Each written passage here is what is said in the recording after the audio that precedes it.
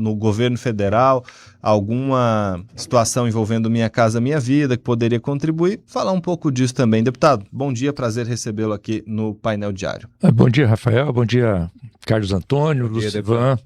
Satisfação estar aqui com vocês para poder debater as questões do nosso município. Um deles aí é realmente a questão da habitação, já é um problema antigo, uma reivindicação, uma necessidade, uma demanda muito grande das famílias da nossa cidade, e estou empenhado como deputado federal de fazer com que os programas do governo do presidente Lula possam contribuir para poder chegar aqui na ponta, na população napolina, o benefício. E o programa do governo federal, Rafael, você falou bem, e nós comentamos isso aqui da última vez que eu tive oportunidade de estar aqui, é o programa Minha Casa Minha Vida.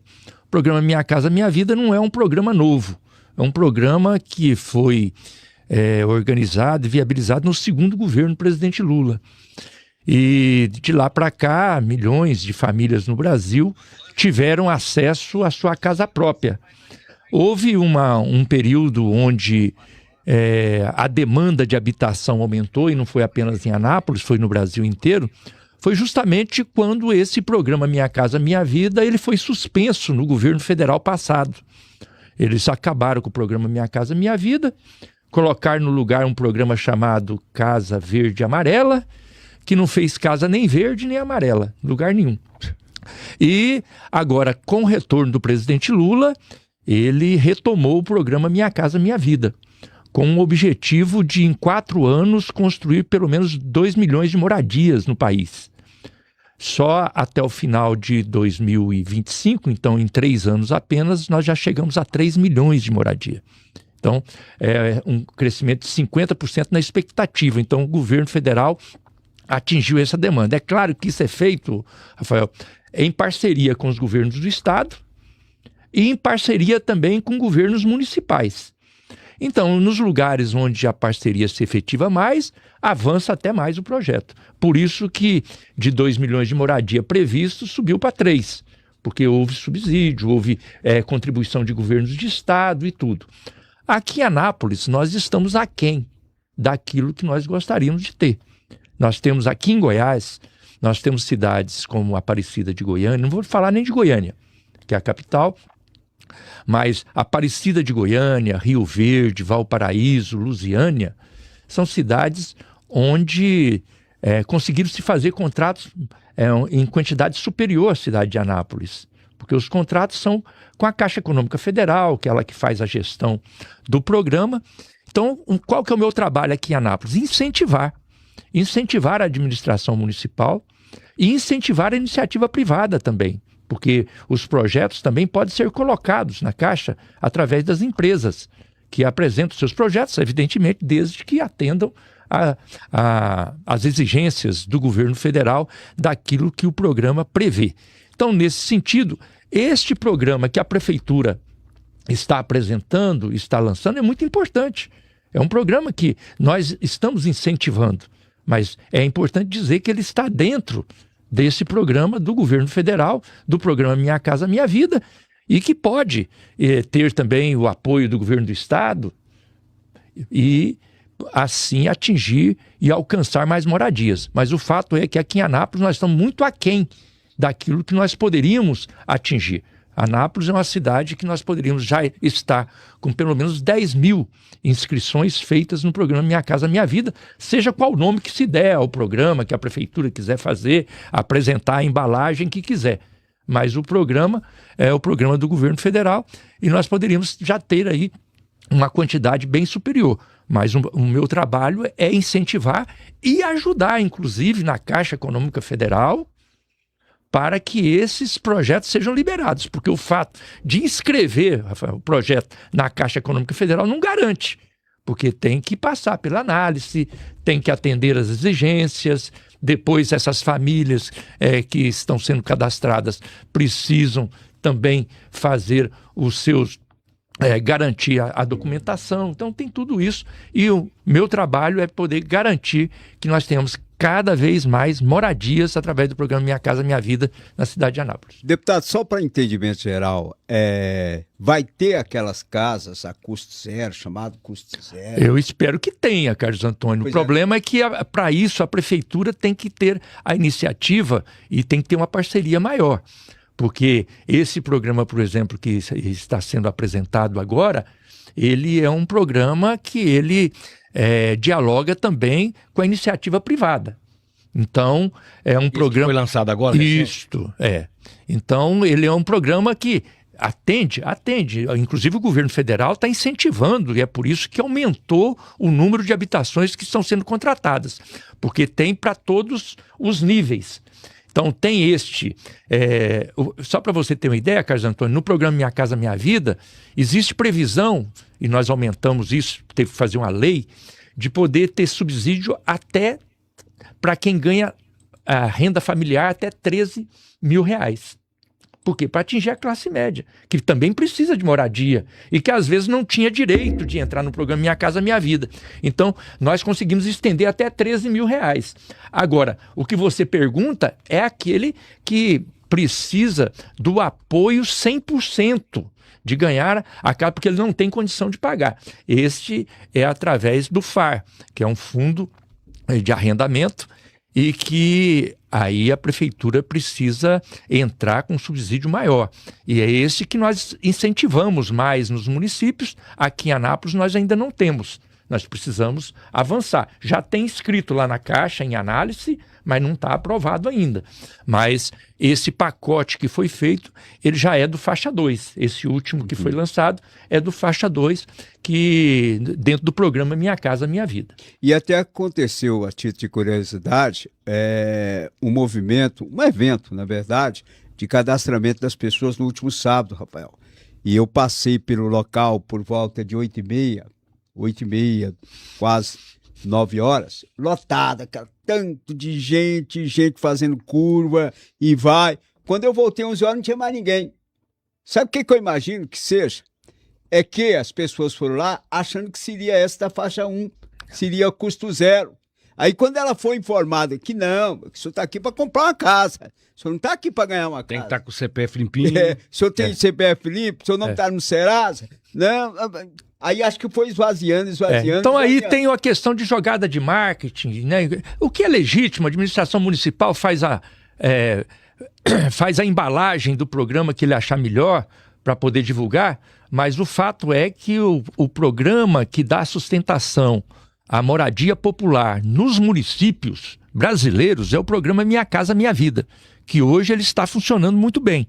Agora, é preciso que os municípios aproveitem da oportunidade.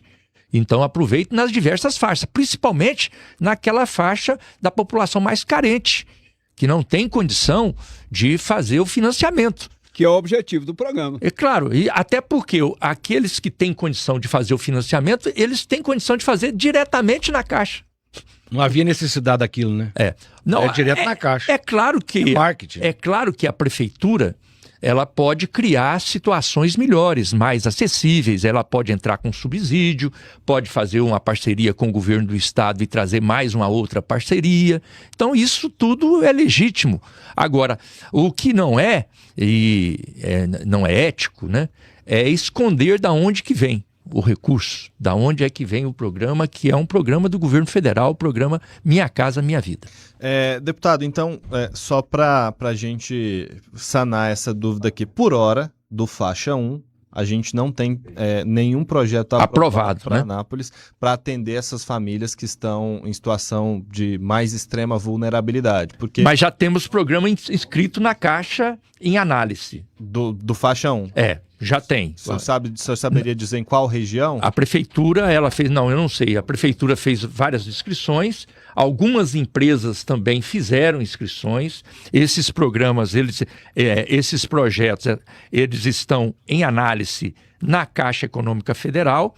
Agora, este que foi lançado pela prefeitura agora, esse que foi lançado, ele não é o programa do faixa 1, ele não é o programa que é previsto para que utiliza os recursos do Fundo de Arrendamento Residencial, que é o FAR, que este fundo, o FAR, ele é o fundo responsável para construir e entregar moradias a famílias de baixa renda.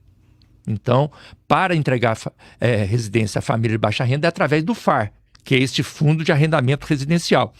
Então, este programa que a Prefeitura apresentou não é pelo FAR, ele é pelo Faixa 2, que é aquele que prevê o financiamento, e aí, é claro, como o Lucivan falou, não é custo zero, e as famílias têm que depois se sujeitar às regras da Caixa Econômica Federal. O programa da Prefeitura, ele atende essas famílias, mas deixa essas outras de fora. E quem está de fora também, as famílias de maior vulnerabilidade, né? São as famílias do Meu Lote Minha História, aquelas que inclusive farão um protesto amanhã na Câmara Municipal. Alguns vereadores estiveram na Caixa, tentaram um diálogo para ver de que forma poderiam tentar enquadrar essas famílias para dar uma solução, afinal a maioria delas não tem condição de arcar com o custo da construção de um imóvel. E já inclusive estão em vias de perder o seu terreno. Pelo diálogo que o senhor tem em Brasília, por tudo que o senhor tem acompanhado, existe alguma possibilidade de saída via governo federal para essas famílias? E se sim, qual seria? Eu não sei dizer do ponto de vista técnico qual a saída, mas que existe a disposição para arrumar a saída por parte do governo federal, existe. Porque não existe uma disputa e colocar dificuldades para os municípios. Pelo contrário, o governo federal está incentivando, impulsionando os municípios para que os municípios aproveitem o programa Minha Casa Minha Vida, colocando diversas possibilidades, desde o FAR, que é o Fundo de Arrendamento Residencial, que é para família de baixa renda, até famílias que têm uma renda familiar de 13 mil reais. Então tem diversas faixas e em cada faixa dessa o governo federal apresenta uma possibilidade. Agora, quando o município ele tem o interesse e ele entra também com a contrapartida ou envolve o governo do estado, as coisas vão facilitando. Então é por isso que eu digo para você, da parte do governo federal, nós estamos cobrando dos municípios. Eu iniciei aqui dizendo para você, aqui em Anápolis nós estamos aquém. Nós poderíamos já estar aqui com pelo menos 10 mil inscrições do programa Minha Casa Minha Vida nos diversos níveis, desde o FAR, que é o baixa renda, passando pelo faixa 1, faixa 2, faixa 3, até 13 mil reais de renda familiar. Já poderíamos ter, pelo tamanho da cidade. Tem outros municípios que já chegaram a isso. O senhor não tem informações sobre quantas unidades a Anápolis está pleiteando nesses cadastros aí junto ao governo federal? As inscrições são muito dinâmicas. O último balanço que eu vi lá está cerca de 5 mil inscrições de pedidos de projetos, não apenas da Prefeitura, mas também de empresas que apresentam junto à Caixa Econômica Federal, também nos diversos níveis. Agora, repito, o que nós estamos tentando trabalhar e incentivar é que o município entre na parceria para garantir mais moradias para as famílias de baixa renda, para as famílias que não têm condição de fazer o financiamento. Porque, repito, as famílias que têm condição de fazer financiamento, elas entram em contato já, inclusive, direto com a própria Caixa Econômica Federal. É claro que, através de um programa da Prefeitura, pode ter algumas vantagens. Olha, a Prefeitura vai ajudar para pagar o subsídio, para pagar a entrada, né, dar um subsídio para poder facilitar no início do processo, alguma coisa assim. Mas o programa Minha Casa Minha Vida, ele tem diversos níveis e nós estamos cobrando, e no caso não é só Anápolis, mas de todos os municípios, cobrando das prefeituras que elas se interessem e viabilizem programas através do FAR, do programa do Fundo de Arrendamento Residencial, que é para famílias de baixa renda. 8h40. Agora, no Painel Diário, os bastidores da política. Diário nas eleições 2026. E faltam apenas 131 dias para as eleições. Como tá passando rápido. E tem mais um detalhe agora. Presta atenção, galera. E eu gosto do detalhe. E faltam só 55 dias para as convenções.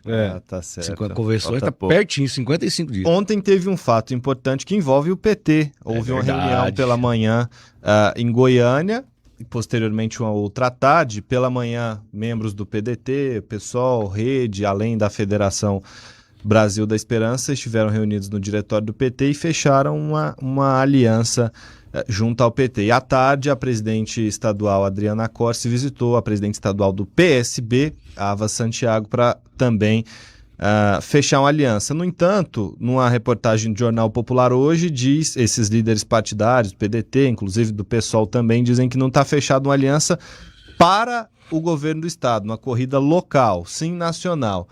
Então não tem aliança a nível estadual fechada ainda, essa tal frente democrática que a esquerda articula em Goiás, deputado? Mas eu avalio que essa movimentação, essa reunião já foi um movimento positivo e vai ao encontro daquilo que eu já tive a oportunidade de dizer para vocês aqui, que é o que eu sempre defendi.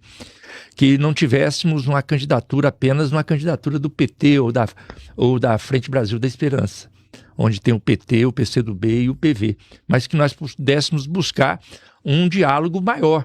Então essa reunião de ontem já foi um bom começo, um diálogo onde além do PT, do PV, do PCdoB, o PSOL estava presente, o PDT estava presente, o PSB presente. Rede também? Rede também. Então esse diálogo já é importante e é natural que numa primeira conversa não saísse de lá já alguma coisa pré-estabelecido. Mas eu estou otimista e acho que essa movimentação ela é positiva, mesmo que não consigamos chegar ao final com todos os partidos juntos numa mesma chapa, mas do ponto de vista nacional já saiu com compromisso realmente de fazermos uma campanha articulada, nacional, pela reeleição do presidente Lula, mas na questão estadual você tem razão.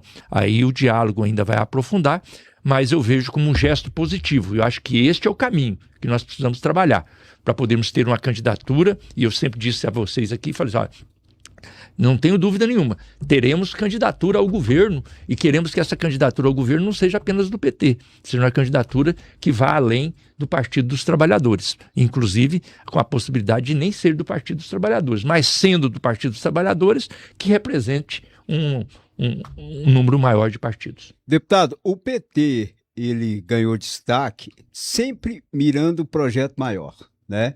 Que era chegar à presidência da República, que acabou acontecendo. Depois, evidentemente, ganhou vários governos estaduais, prefeituras de capitais e por aí lá fora. Trazendo para essa situação de Goiás, o senhor não acha que, para que esse projeto maior se viabilize, é importante que os partidos, né, chamados centro-esquerda ou centro-esquerda, estejam unidos numa chapa estadual para que esse palanque se fortaleça para um projeto de reeleição do presidente Lula? Digo isso por quê? Porque no bastidor se comenta, o PDT vai para tal lugar, o PSB, pela proximidade da presidente com o Marconi Perillo, vai apoiar Marconi Perillo, né? Como é que o senhor avalia isso? Essa é a minha preocupação e eu trabalho nesse sentido. Eu trabalho no sentido de poder unificar essas forças.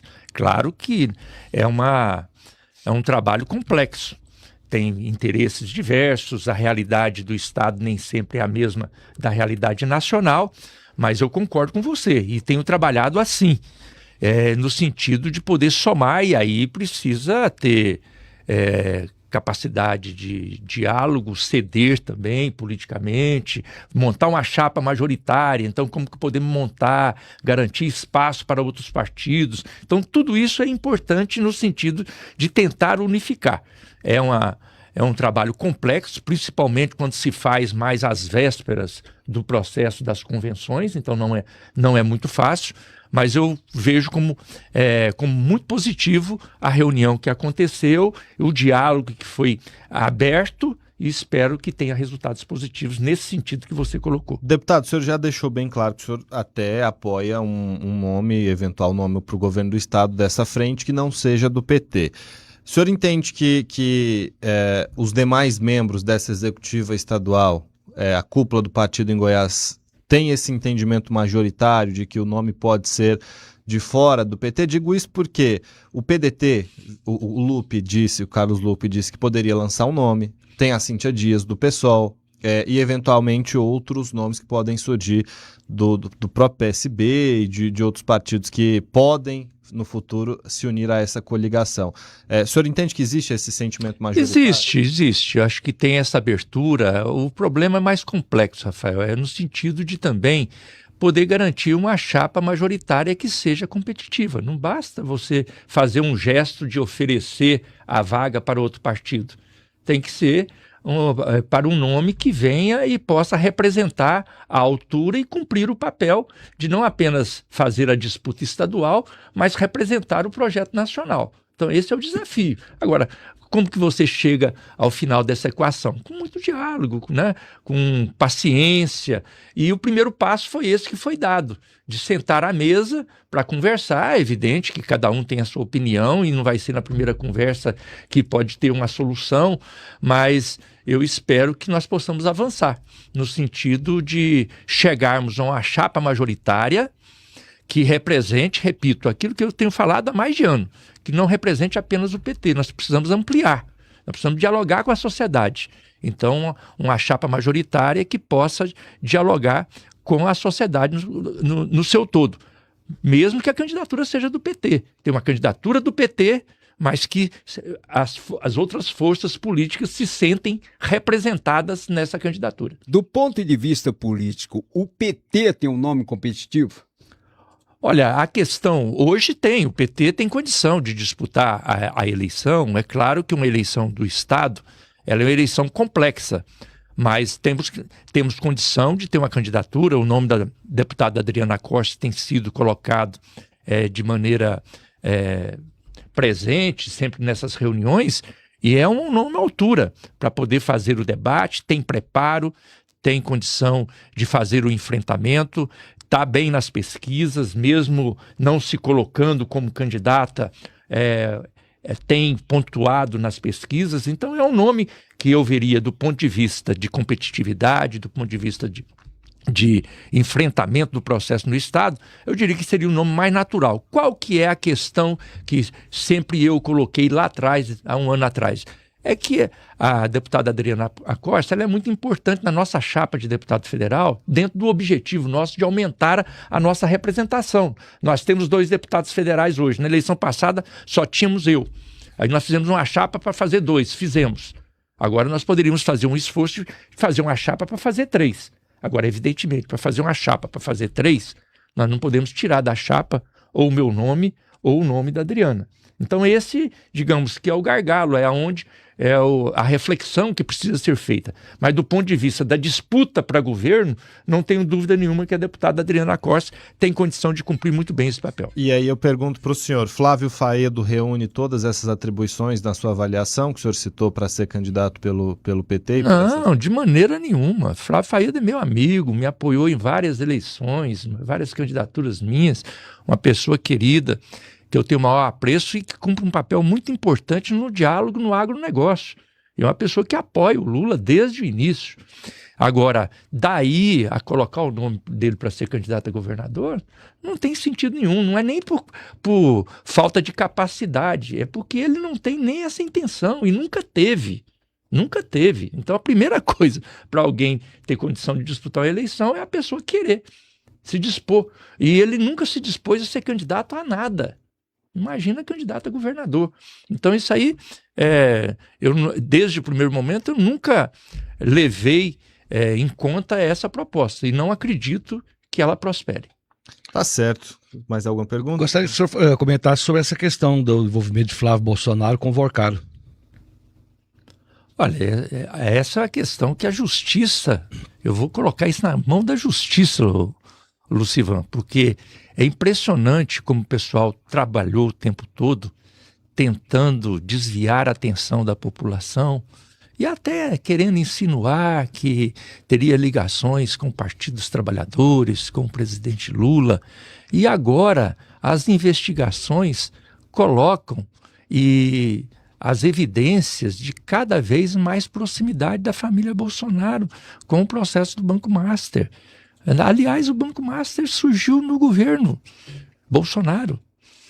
Só mudou de nome e mudou só a maneira de se apresentar para a sociedade e passou a ser um processo aí de abertura e de possibilidades de corrupção. E agora a justiça está investigando. Eu não gosto nem de tocar nesse assunto, por quê?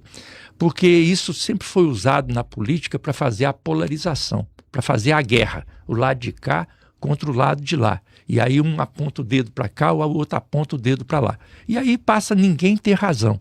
Qual que é o melhor jeito de fazer com isso, Lucivan? Deixa aquilo que é da política, a gente faz na política. Aquilo que é da justiça, a justiça cuida. E a Polícia Federal está investigando, e cada vez que se investiga, se aproxima mais da família Bolsonaro. Tá certo, deputado. Obrigado por vir aqui conversar conosco, pelas informações. Até uma próxima. Bom dia. Eu que agradeço aí a oportunidade. Parabéns a vocês pelo excelente trabalho aí de jornalismo. A gente agradece. 8h51. Painel Diário. Notícia, análise e opinião do jeito que o jornalismo deve ser.